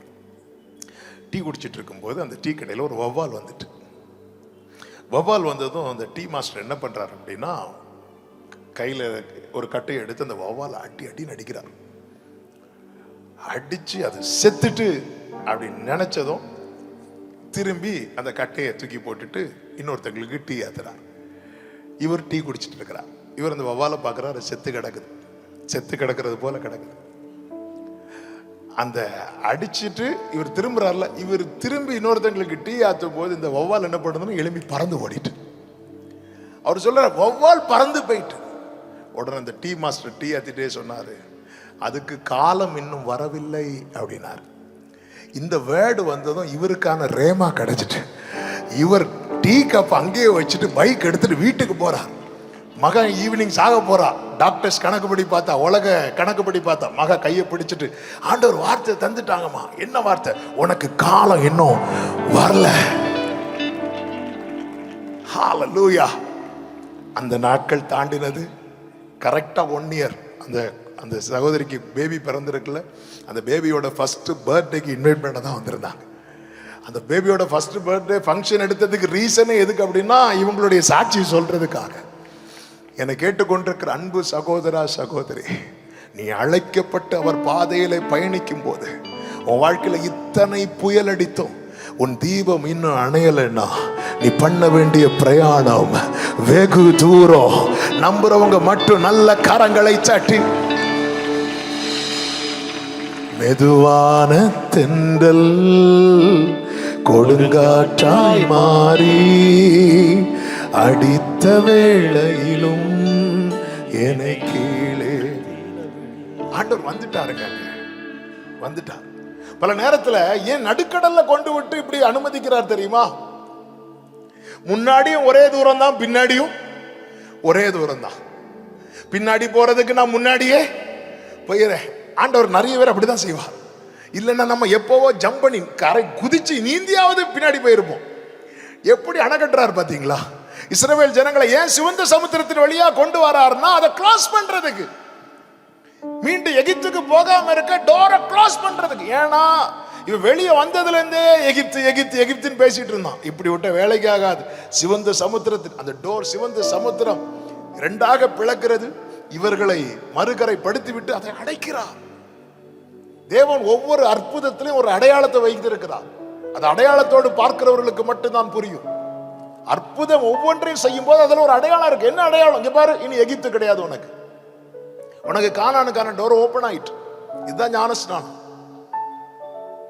ஞானஸ்நானம் எடுக்கும்போது பரலோகம் திறக்கப்பட்டது. இயேசு ஞானஸ்நானம் பெற்று கரையேறின போது பரலோகம் திறக்கப்பட்டது. இங்க பாரு, உனக்கு ஹெவன் ஓபன் ஆயிட்டு. ஆமென். கர்த்தர் ஒவ்வொன்றை நடுக்கடல்ல கொண்டு வந்ததுக்கு அப்புறம் தான் அலைவுபடுது. அங்கே நிக்கிறாங்க. ஏன் ஆண்டவர் இதை அனுமதித்தார்? சீஷர்கள் புரிந்து கொள்ள வேண்டும். என்ன புரிந்து கொள்ள வேண்டும்? அவர் இல்லாமல் என் படகு அக்கறைக்கு போகாது. எப்பவுமே கிறிஸ்டியன் லைஃப்ங்கிறது இண்டிபெண்டன்ட் லைஃப் கிடையாது. அது டிபெண்டன்ட் லைஃப், சார்ந்து இருக்கிற வாழ்க்கை தான் கிறிஸ்தவ வாழ்க்கை. எப்போதுமே நீர் இல்லாத நாளெல்லாம் நாளாகுமா, நீர் இல்லாத வாழ்வெல்லாம் வாழ்வாகுமா, நீர் இல்லாத நாளெல்லாம் நாளாகுமா, நீர் இல்லாத. கரைகளை உயர்த்தி கண்களை ஏறெடுத்து, எனது ஆற்றல் நீர்தானே, எனது ஆற்றலும் நீர்தானே, எனது வலிமையும் நீர்தானே, எனது எனது வலிமையும் நீர்தாம்மா, வழிமையும் நீர்தான். சொல்லுங்க, எனது அரணும், எனது அரணும் நீர்தானே, எனது கோட்டையும் நீர்தானே, எனது அரணும் நீர்தானே, எனது கோட்டையும் நீங்கதான்பா. ஆமென். உயிரின் ஊற்றும் உயிரின் ஊற்றே நீர்தானே, உண்மையின் வழியே நீர்தானே, உயிரின் ஊற்றே நீர்தானே, உண்மையின் வழியே நீர்தானே, உறவின் பிறப்பே நீர்தானே, என் உள்ளத்தின் மகிழ்வே நீர்தானே, உறவின் பிறப்பே நீர்தானே, என் உள்ளத்தின் மகிழ்வே. இப்ப பாருங்க, இயேசு கடல் மேல் நடந்து வரா. நம்முடைய லைஃப்ல அந்த கொந்தளிப்புல தான் அவரை அதிகமாக நம்மால் காண முடியும். அமைதியான சூழ்நிலையில இவர்கள் பயணிக்கும் போது அங்க இயேசு இல்ல, ஆனா கொந்தளிப்புல இயேசு வந்தார்.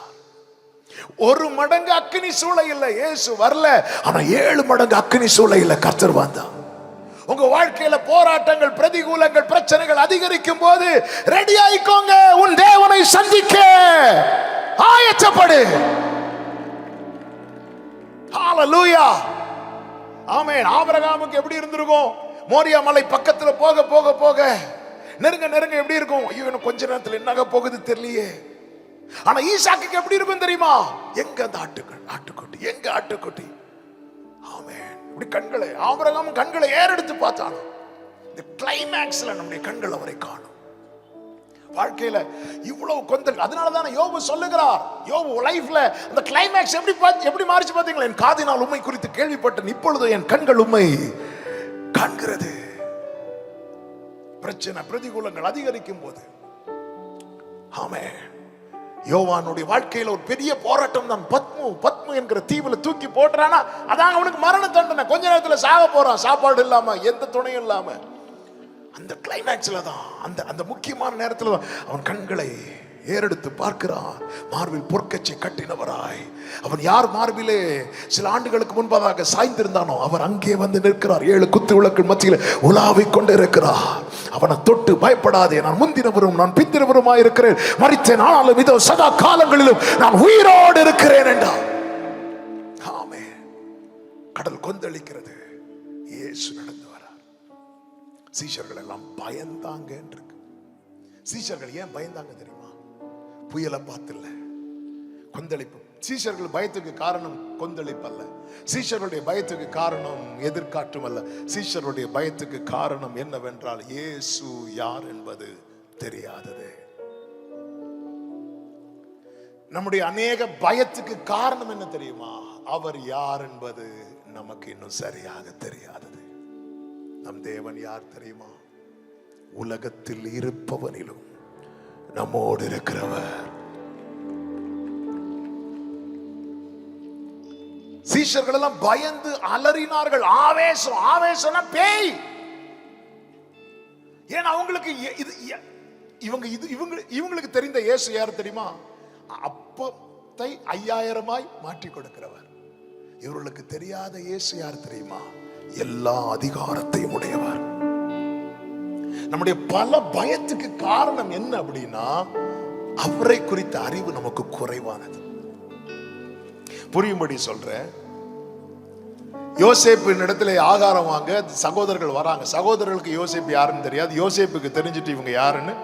யோசேப்புக்கு ஸ்டார்டிங்ல கொஞ்சம் கடினமா இருந்தாலும் யோசேப்புக்கு உள்ளத்துல நன்மை இருக்கு. அவர் என்ன பண்றாருன்னா, அவங்க கொண்டு வந்த அவ்வளவு சாக்குலையும் தானியத்தை கொடுத்துட்டு அவங்க கொண்டு வந்த பணப்பையும் அதிலேயே வச்சு அனுப்பி விட்டார்.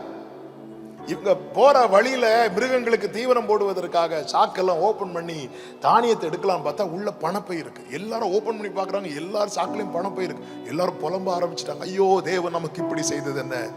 இப்படி புலம்புறதுக்கு காரணம் என்ன தெரியுமா? அவங்களுக்கு யோசேப்பு யாருன்னு தெரியாததுனால. யோசேப்பு யாருன்னு தெரிஞ்சிருந்தா, பத்தியா நம்ம தம்பி வச்சு விட்டுருக்கிறான் பாரு, எவ்வளவு சந்தோஷப்பட்டிருப்பாங்க. நம்முடைய அநேக புலம்பலுக்கு காரணம் கர்த்தர் யார் என்பது நமக்கு தெரியாதது.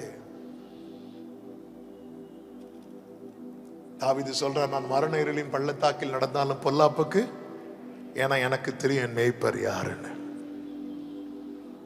இவங்க இங்கே அலறாங்க. நம்முடைய அநேக பயத்துக்கு காரணம் கர்த்தர் யார் என்கிற அறிவு நமக்கு இல்லாது. ஆண்டவர் யாருன்னு நமக்கு. அதனாலதான் தேவ பிள்ளைகளே, யோபு பாருங்க, யோபு லைஃப்ல எல்லாம் இழந்த போது கர்த்தர் கடைசியா பேசினார்ல, பேசும்போது என்ன சொல்லியிருக்கணும்? யோபு கிட்ட, கலங்காதே, நான் உன் தேவன், திகையாதே, நான் உன்னோடு இருக்கேன், இப்படி தானே சொல்லியிருக்கணும்.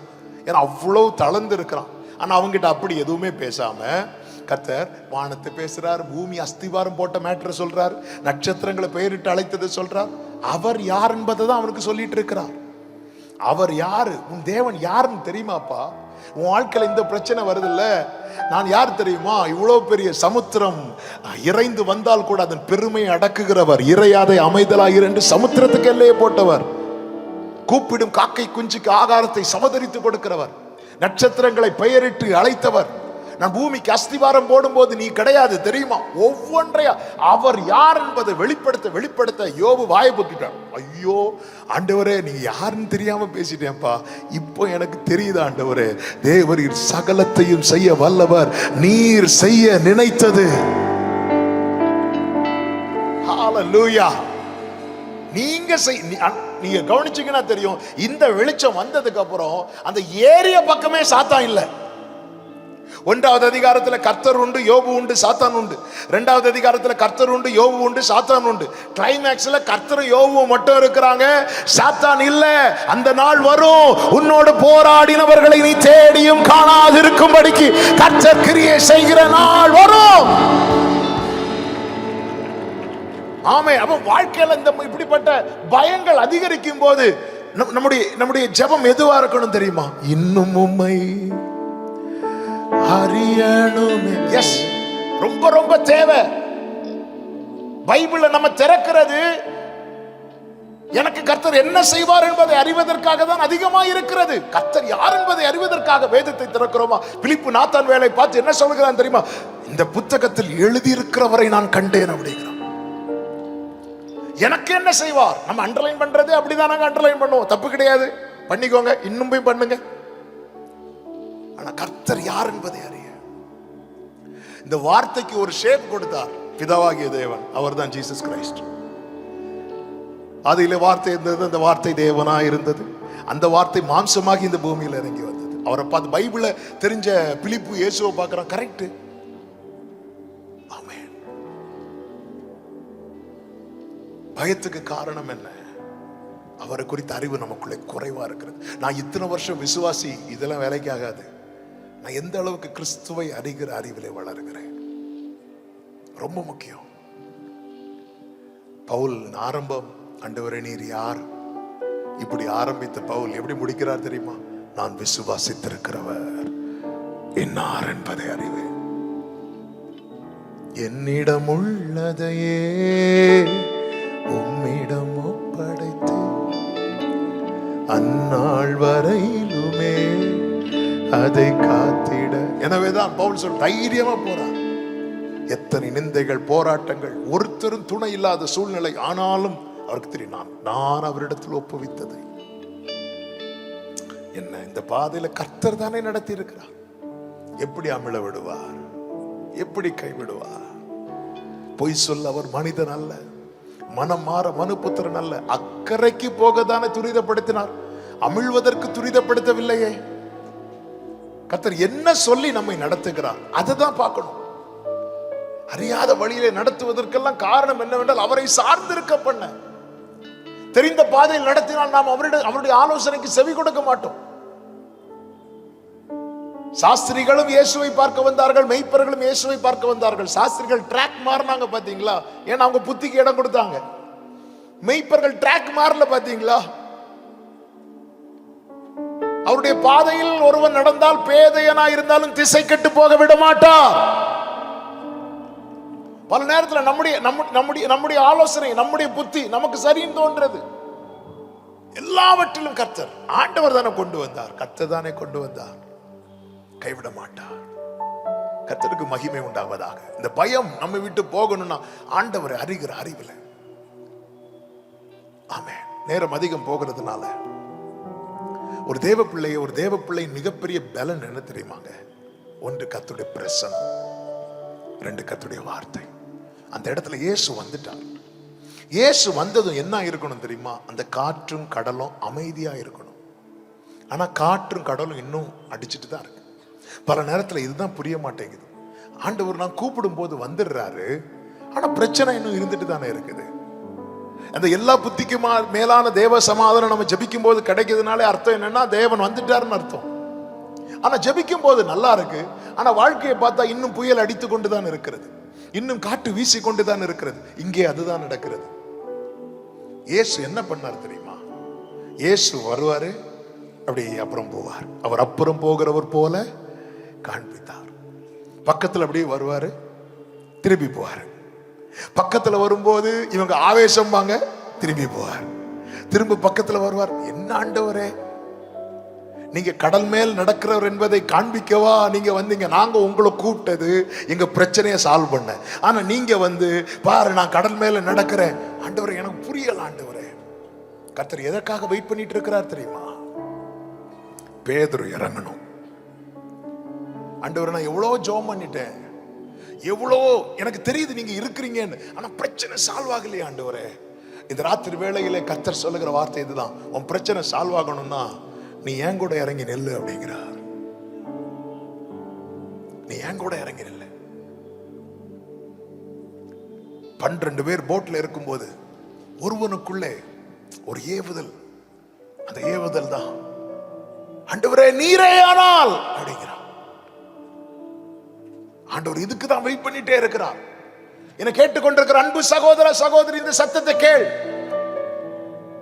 நீ இயேசுவோடு நிற்க உன்னை ஒப்பு கொடுத்து பார். நெடுநாட்களாய் உன் வாழ்க்கையில் உன் குடும்பத்தில் அடித்துக் கொண்டிருக்கிற பல புயல்கள், பல எதிர்காற்றுகள் இந்த இரவிலே கர்த்தர் நிறுத்தும்படிக்கு இயேசு என் கூட வந்துட்டார், கூப்பிட்டது வந்துட்டார். வந்ததுக்கு அப்புறம் புயல் நிக்கல, காற்று வீசிக்கொண்டுதான் இருக்கிறது. ஆண்டவர் சில காரியத்தை நாமும் அவரோடு இணைந்து நின்று சால்வ் பண்ணணும்னு கர்த்தர் விரும்புகிறார். ஆண்டவரே நீரையானால் அப்படிங்கிறார். நீரையானால் நான் இறங்கி உம்மிடத்தில் நடந்து வர எனக்கு உத்தரவு கொடுங்க அப்படி சொல்லும் போது இயேசு உடனே என்ன சொல்றாரு தெரியுமா? வா அப்படிங்கிறார். வா அப்படிங்கிறார். போட்ல யாரெல்லாம் இருக்கிறாங்க தெரியுமா? அந்திரேயா இருக்கிறார். அந்திரேயா யார் தெரியுமா? பேதுருவுடைய சகோதரன். ஃப்ரெண்ட்ஸ் இருக்கிறாங்க. யோவான் யாக்கோபு இருக்கிறாங்க. யோவான் யாக்கோபு யார் தெரியுமா? அவருடைய க்ளோஸ் ஃப்ரெண்ட்ஸ். ஆண்டவர் வாங்குறார். உடனே பேதுரு அந்திரேயாட்ட போய், அந்திரேயா இயேசு கூப்பிடுறார், நான் போட்டுமா அப்படி கேட்டாரா?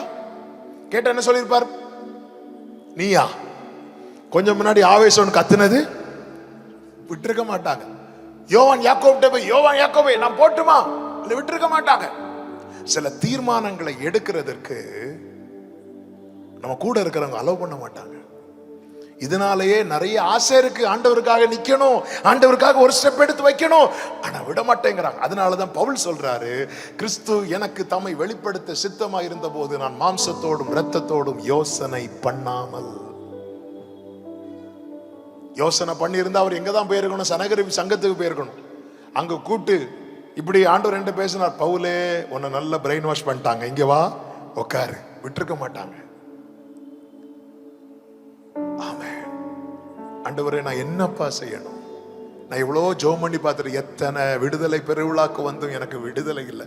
அந்த மீட்டிங் டைம் ரொம்ப நல்லா இருக்கு ஆண்டவரே, ஆனால் மீட்டிங் முடிச்சு போனது அந்த புயல் அடிச்சுட்டு தான் ஆண்டவர் இருக்கு. ஆண்டவர் சொல்றாரு, எனக்காக நீ இன்னைக்கு ஒரு ஸ்டெப் இறங்கி வா, ஒரு ஸ்டெப் எடுத்து வை.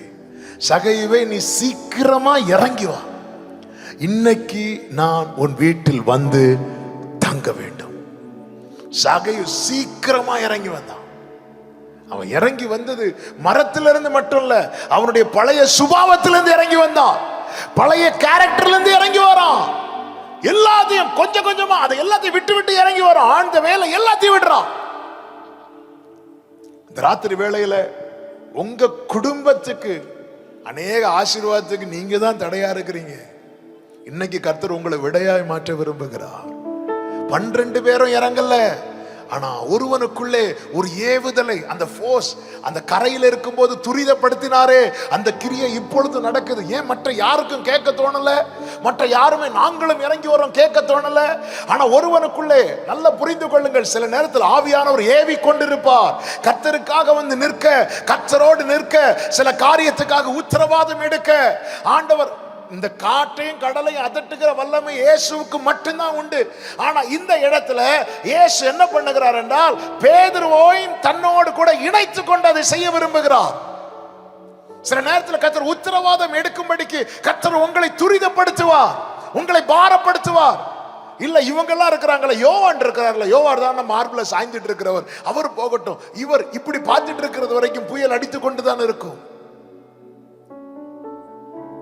இறங்கி வா ஆண்டவர், இந்த 12 பேருக்காக நான் உத்தரவாதம் எடுக்கிறேன் ஆண்டவரே, இந்த குடும்பத்துக்காக நான் உத்தரவாதம் எடுக்கிறேன்ப்பா, இந்த பட்டணத்துக்காக நான் உத்தரவாதம் எடுக்கிறேன் ஆண்டவரே. ஆண்டவர் ஏவராரா? ஆண்டவர் ஃபோர்ஸ் பண்றாரா? அதுக்குள்ள ஸ்ட்ரெங்த் இருக்கா? இல்ல. பேதுரு கடல் மேல் நடக்கிற அளவுக்கு விசுவாசம் இருக்கா? இல்ல. அவர் ஒரு ஸ்டெப் எடுத்து வைத்தார், 2வது ஸ்டெப்ல உள்ள போயிட்டார். உள்ள போனதும் நெக்ஸ்ட் அப்படி கூட்டார் ஆண்டவர். உள்ள பேதுரு போனது நெக்ஸ்ட் அப்படி கூட்டார. இல்ல இல்ல இல்ல, உங்களை கொண்டு செய்ய வேண்டியதை கர்த்தர் உங்களை கொண்டுதான் செய்வார். பேதுருக்கு கடல் மேல் நடக்கிற அளவுக்கு பேதுரு பெரிய விசுவாச வீரன்லாம் கிடையாது, பேதுரு பெரிய ஜெப வீரன் கிடையாது. 1 மணிக்கு ஜெபத்திலே 3 வாட்டி தூங்கினவர் தான் பேதுரு. ஆனாலும் ஒரு ஸ்டெப் எடுத்து வச்சான். பாத்தீங்களா வேதம் என்ன சொல்? கர்த்தர் உடனே அவன் கையை பிடித்தான், உடனே அவன் கையை பிடித்தான். வேதம் சொல்லுகிறது 14வது அதிகாரம் 32வது வசனம் வாசியுங்கள். அவர்கள் படவில் ஏறின உடனே காற்று அமர்ந்தது. இந்த அவர்கள் தான் யாரெல்லாம்? இயேசுவும் பேதுருவும். பேதுரு யாரு? நிறைய கடல் தண்ணி குடிச்சிட்டு வந்தாள், உள்ள போயிட்டு வந்தாள். ஆனால் ஆண்டவர் எப்படி அதை எழுத வச்சார் பாத்தீங்களா? அவர்கள். என்ன அதன் அர்த்தம்? சில காரியத்துக்கு சொல்யூஷன் வேணும்னா நீங்க உத்தரவாதம் எடுத்தே ஆகணும். இந்த ராத்திரி வேளையில நம்ம ஜெபிக்க போகிறோம். என் வாழ்க்கையில இந்த முழு உரிமையை நான் உங்களுக்கு தரேன். என் கூட இருக்கிறவர்களும் அழியாது இருக்கும்படிக்கு நான் உத்தரவாதம் எடுக்கிறேன் ஆண்டவரே. இப்படிப்பட்ட அர்ப்பணிப்போடு உங்களை விட்டு கொடுத்து பாருங்க. உங்க குடும்பத்துக்கு, உங்க கூட இருக்கிறவங்களுக்கு, இந்த பட்டணத்தின் விடுதலைக்காக தானே இத்தனை ஆண்டுகள், 27 ஆண்டுகள் இந்த கன்வென்ஷன் கூட்டங்கள் நடந்து கொண்டிருக்கிறது. ஆண்டவரே, நான் பெரிய ஜெப வீரன் கிடையாது, ஆண்டவர் அதை எதிர்பார்க்கல. நான் பெரிய விசுவாச வீரன் கிடையாது, அது எதிர்பார்க்கவில்லை. அர்ப்பணிக்கிற மனம் இருந்தா ஆண்டவர் சொல்லுகிறார், நீ ஒரு ஸ்டெப் இறங்கி வந்து பாரு, அதுக்கப்புறம் நீ தனிமையா அல்ல, நானும் உன் கூட இந்த படகுல இருப்பேன்.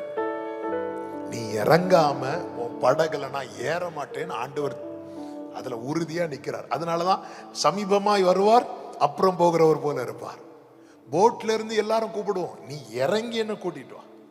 சகைவே, நீ இறங்கி என்ன கூட்டிட்டு வா, நீ வா, நான் எங்க உனக்காக இவ்வளவு தூரம் வந்துட்டேன், நீ ஒரு ஸ்டெப் இறங்கி வா, அதுக்கப்புறம் நம்ம சேர்ந்து போலாம். அவர்கள் படகில் ஏறின உடனே பேதுரு இறங்கி இயேசு கூட்டிட்டு போறான். இன்னைக்கு அந்த உத்தரவாதம் எடுக்கிற நிலையில நம்ம ஒரு 5 நிமிடம் ஜெபிக்க போகிறோம். இந்த புயல் இன்னும் தொடர வேண்டுமா அல்லது இன்றோடு இந்த காற்று அமர வேண்டுமா? கர்த்தர் அந்த ஆப்ஷன் உங்க முன்னாடி வைக்கிறார். என்ன தீர்மானம் எடுக்க போறோம்? எழுந்து நிற்கலாம் ஆண்டவர் சமூகத்துல. ஹல்லேலூயா. Thank you Holy Spirit. எதிர்காற்று வீச, எதிர்போரும் பேச, என்னோடிருப்பவர் பெரியவர் நீரே. இயேசுவே, யாத்திரையில் கரை சேர்க்கும் தேவன், என் ஜீவ படகின் நங்கூரம் நீரே. இயேசுவே, யாத்திரையில் கரை சேர்க்கும் தேவன், என் ஜீவ படகின் நங்கூரம் நீரே. என் இயேசு ராஜா, சாரோனின் ரோஜா, உம் கிருபை தந்தாலே போதும். என் இயேசு ராஜா, உம் கிருபை தந்தாலே போதும். அலை மோதும் வாழ்வில் அலையாமல் செல்ல, உம் கிருபை முன் செல்ல அருளும். அலை மோதும் வாழ்வில் அலையாமல் செல்ல, உம் கிருபை. பிரியமான கர்த்தருடைய பிள்ளைகளே, ஆண்டவர் துரிதப்படுத்துகிற நிலையில நம்முடைய வாழ்க்கை இருக்கிறதா? என் வாழ்க்கை அப்படி இருக்கணும்னு விரும்புறவங்க மட்டும் உங்க வலது கரத்தை உயர்த்துங்க. உங்க இடது கரத்தை இருதயத்தில் வைத்து ஆண்டவர்கிட்ட பேசுங்க. ஆண்டவரே, என்னை மற்ற ஜனங்களை அனுப்பிவிட்டது போல அனுப்பிடாதீங்கப்பா. இந்த முதலாவது சீஷர்களை பார்த்தீங்களா, அந்த லிஸ்ட்ல நான் இருக்கணும். ஆண்டவரே, நான் விரும்புகிற பிரகாரம் அல்ல என் வாழ்க்கை இருக்க வேண்டியது, நீர் விரும்புகிற பிரகாரம். ஆண்டவர்கிட்ட இந்த வார்த்தையை சொல்லுங்க. என் வாழ்க்கையில அந்த முழு உரிமையும் உமக்கு தான்ப்பா. நான் என்ன செய்யணும் என்ன செய்யக்கூடாது நீங்க தீர்மானிங்க ஆண்டவரே. என் வாழ்க்கையில எது நடக்கணும் எது நடக்க கூடாது நீங்க தீர்மானிங்க ஆண்டவரே. நான் எங்க போகணும் எங்க போக கூடாது நீங்க டிசைட் பண்ணுங்க ஆண்டவரே. நீங்க எஸ் சொன்னா எஸ், நீங்க நோ சொன்னா நோ. இப்படி ஒரு நிலைக்கு என்ன கொண்டு வாங்க ஆண்டவரே. என்னை விட்டுறாதீங்கப்பா, என்னை விட்டுறாதீங்க ஆண்டவரே. உன் இஷ்டப்படி போன்னு விட்டுறாதீங்க ஆண்டவரே. உம் சித்தப்படி என்னை நடத்துவீராக. வலதுபுறம் இடதுபுறம் சாயும் போது வழிதுவேங்கிற சத்தம் கேட்கட்டும் ஆண்டவரே. எங்களுடைய அநேக பயத்துக்கு காரணம் உம்மை அறிகிற அறிவு எங்களுக்குள்ளே குறைவா இருக்கிறதுனால அப்படி 2 கைகளை உயர்த்தி இன்னும் உம்மை அறியும்படி, இன்னும் உம்மை அறியும்படிக்கு, இன்னும் உம்மை அறியும்படிக்கு, இன்னும் அறியணும் ஆண்டவரே. எங்களுடைய அநேக பயத்துக்கு காரணம், கலக்கத்துக்கு காரணம், குழப்பத்துக்கு காரணம் நீர் யார் என்கிற சரியான அறிவு எங்களுக்கு இல்லாதது. கர்த்தர் யார் என்கிற அறிவு நமக்குள்ளே வளர வளர நமக்கு நம்பிக்கை இருக்கும், நிச்சயம் இருக்கும். கிருபை தாங்கப்பா. ஆமென். நீங்க வந்துட்டீங்க ஆண்டவரே, ஆனா இன்னும் புயல் நிக்கலையே, கொந்தளிப்பு அடங்கலையே. கர்த்தர் சொல்லுகிறார், இந்த ஒரு சிறு கூட்டத்துக்காக நீ உத்தரவாதம் எடுக்க முன்னாடி வருவியா? உன் குடும்பத்துக்காக உத்தரவாதம் எடுக்க ஏன் கூட நிக்க, ஏன் பக்கத்துல நின்னு பாரு பேதுருவே. நீ போட்ல இருந்து இங்க பாக்குற, ஏன் பக்கத்துல நின்னு போட்ட பாரு, சால்வாயிரம் பேதுருவே. உத்தரவாதம் எடுக்க, குடும்பத்துக்காக, உங்களை சார்ந்திருக்கிறவர்களுக்காக, உங்க கூட வேலை பார்க்கிறவங்களுக்காக உங்க தெருவில் இருக்கிறவங்களுக்காக, இந்த கோயம்புத்தூர், இந்த துடியலூர் பட்டணத்துக்காக உத்தரவாதம் எடுக்கும்படிக்கு எத்தனை பேர் ஏவப்படுகிறீர்கள்? பலமுறை கர்த்தர் உங்களோடு பேசி இருக்கிறார், உணர்த்தி இருக்கிறார். ராக்காலங்களிலே தூக்கம் வராம ஒரு பாரத்தை உங்களுக்கு கொடுத்திருக்கிறார். ஆனால் நீங்கள் இன்னும் உத்தரவாதம் எடுக்காமல் உங்கள் படகிலே நின்று கொண்டு ஆமென் பார்த்து கொண்டுதான் இருக்கிறீர்கள். இந்த ராத்திரி வேளையில உத்தரவாதம் எடுக்கிறவர்கள் மேல கர்த்தர் ஒரு முத்திரை போடும்படிக்கு இங்கே உலாவி கொண்டிருக்கிறார். பேதுரு, ஆண்டவரே நான் விசுவாச வீரன் அல்ல, நீ வாங்குறார். நான் ஜெப வீரன் அல்ல, நான் 2 ஸ்டெப் எடுத்து வச்சா உள்ள போயிருவேன். நான் இருக்கிறேன் என்கிறார். நான் உனக்கு துணை நிற்கிறேன் என்கிறார். ஆண்டவர், நான் உத்தரவாதம் எடுக்கிறேன்ப்பா, நான் உத்தரவாதம் எடுக்கிறேன். அப்படி சொல்றவங்க மட்டும் வேகமா முன்னாடி வாங்க. ஒரு 5 நிமிஷம் நான் ஜெபித்து முடிக்க விரும்புகிறேன். நான் உத்தரவாதம் எடுக்கிறேன். இந்த புயல் இனி அடிக்க கூடாது, இந்த புயல் இனி அடிக்க கூடாது. வேகமாய் வேகமாய். எஸ் எஸ் க்ளோரியா தனரா பாஷேரேலே ஹந்தனலரியா தனரே. ஹalleluya hallelujah hallelujah hallelujah hallelujah. Thank you Holy Spirit, thank you Jesus. Glory என்னை தருகிறே தருகிறே, உம் கரத்தில் என்னை படைக்கிறே. எஸ், உம் பாதத்தில் என்னை தருகிறே. ரதனமா சேகரே கரத்தில் ரிதனலமா ப்ரோசேனரே. Glory உம் பாதத்தில் ஆமென். உருவாக்குமே உருவாக்குமே உருவாக்குமே. உத்தரவாதம் எடுக்க உருவாக்குமே உருவாக்குமே உருவாக்குமே. இயேசுவின் நாமத்திலே எல்லா கொந்தளிப்பும் அடங்கட்டும், எல்லா காற்றும் அடங்கட்டும். இயேசுவின் நாமத்திலே என்னை தருகிறேன், என்னை தருகிறேன்.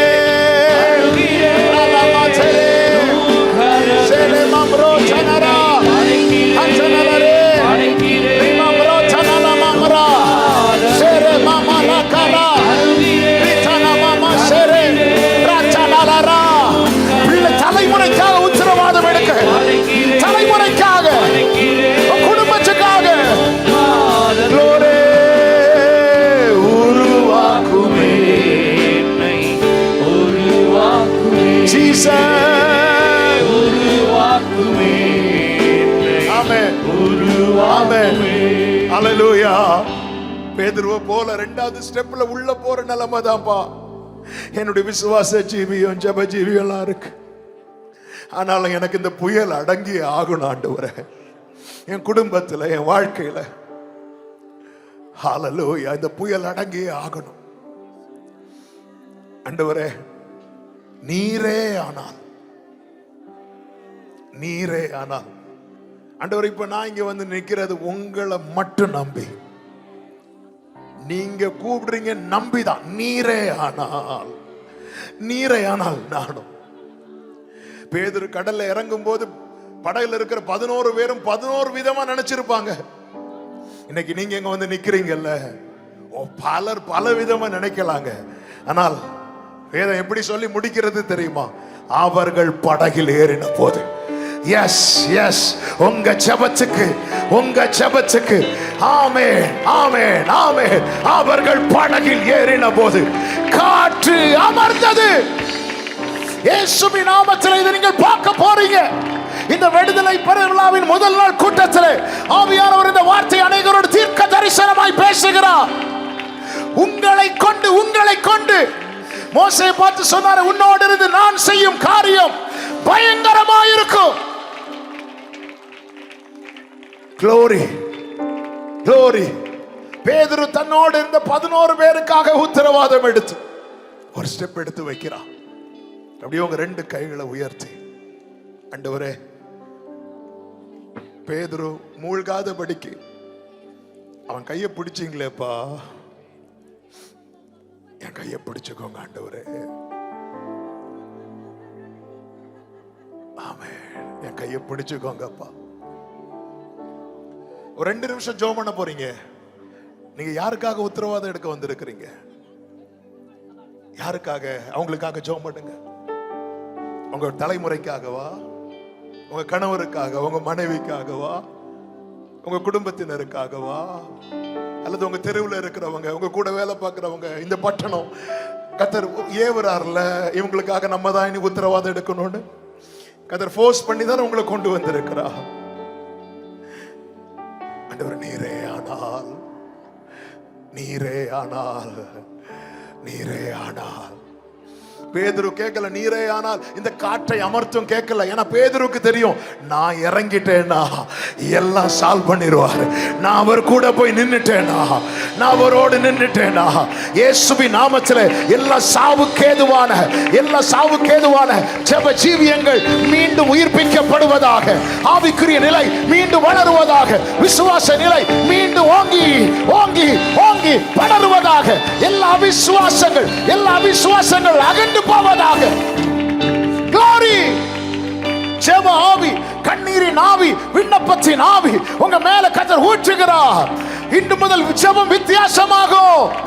உங்க விசுவாச நிலையில் உயர்வு உண்டாகும். உங்க கரத்தை கர்த்தர் பிடித்திருக்கிறார். கர்த்தர் பிடித்திருக்கிறார். கர்த்தர் பிடித்திருக்கிறார். இயேசுவின் நாமத்திலே உத்தரவாதம் எடுக்கும்படிக்கு உங்களை ஒப்பு கொடுத்திருக்கிறீர்கள். ஹalleluya. அந்த 12 பேர்ல பேதுருக்குள்ளதான் அந்த ஏவுதல் இருந்து கொண்டிருந்தது. ஆமென். சிலர் இங்க வரலைனாலும் அங்கங்கே இருந்து ஜெபித்துக் கொண்டிருக்கிறதை என் ஆவியில நான் உணர்கிறேன். கடைசியா ஒரு 2 நிமிஷம் உங்க வலது கரத்தை உயர்த்தி உங்க இடது கரத்தை இதயத்தில் வைத்து நான் உங்களுக்காய் ஜெபிக்க விரும்புகிறேன். ஆண்டவர், பேதுரு கையை பிடித்தது போல ஆவியானவரே, எங்களுக்காக வாக்கு கடங்காத பெருமூச்சுகளோடு வேண்டுதல் செய்கிறவர், இதோ எங்களை தருகிறோம். கரத்தை பிடித்துக் கொள்ளுங்க. உங்க கூட நிக்கணும். எத்தனை காலம்தான் இந்த புயலையே பார்த்து கொண்டிருப்பது? எத்தனை காலம்தான் இந்த கொந்தளிப்பையே பார்த்து கொண்டிருப்பது? ஒரே இடத்துல அலைவு பட்டுட்டே இருக்கிறோம்ப்பா. அடுத்த ஸ்டெப் போகவே முடியலப்பா. வாழ்க்கையில் அடுத்த ஸ்டெப் போகவே முடியலப்பா. என்னைக்குப்பா என் வாழ்க்கையில நான் ஒரு அக்கறையை பார்க்க போறேன் என்கிற கண்ணீரோடு சில உள்ளங்கள் நிற்கிறீர்கள். இந்த ராத்திரி வேளையில் இந்த செய்தி உங்களுக்காக தான், உங்களுக்காக தான். கர்த்தர் சொல்லுகிறார், நீ அவங்க கூட நிக்கிறதை விட்டுட்டு என் கூட வந்து நில்லு, என் கூட வந்து நில்லு. அவங்க எல்லாரும் சொல்ல போறாங்க, படகுல இருக்கிற எல்லாரும் என்ன சொன்னாங்க தெரியுமா? இவர்தான் உண்மையான தேவனுடைய குமாரன் என்று. அப்படியே நீங்க உத்தரவாதம் எடுக்க ஒப்புக்கொண்டது நிமித்தம் உங்களோடு இருக்கிறவர்கள் கர்த்தரே தேவன் என்பதை அறிந்து கொள்ள போகிறார்கள். இயேசு யார் என்பதை அறிந்து கொள்ள போகிறார். தகப்பனே நன்றி, உடைய பிள்ளைகளுடைய கரத்தை நீர் பிடித்திருப்பதற்காக ஸ்தோத்திரம். இந்த நம்பிக்கையிலே புறப்பட்டு செல்லட்டும். அடுத்த ஸ்டெப் லைஃப்ல எடுத்தே வைக்க முடியாம பல நாட்கள், பல மாதங்கள், பல வருடங்கள் ஆண்டவரே அலைவு பட்டு கொண்டிருக்கிறவங்க வாழ்க்கையில இன்று இரவிலே ஒரு முன்னேற்றத்தை நீர் கொடுத்து விட்டு, எல்லா தடைகளை மாற்றி விட்டு, கோணலை செவையாக்கி விட்டு, ஸ்தோத்திரம் ஆண்டவரே, ஸ்தோத்திரம் ஆண்டவரே. முன்னோக்கி செல்லும்படிக்கு நீர் அழைத்து கொண்டு போகிறதற்காய் நன்றி. முத்திரை போட்டு காத்துக்கொள். கிருபை பெருகட்டும். நாமத்தை மகிமைப்படுத்தும். இயேசுவின் நாமத்தில் பிதாவே, ஆமென். நல்ல கரங்களை தட்டி தேவனுக்கு மகிமை.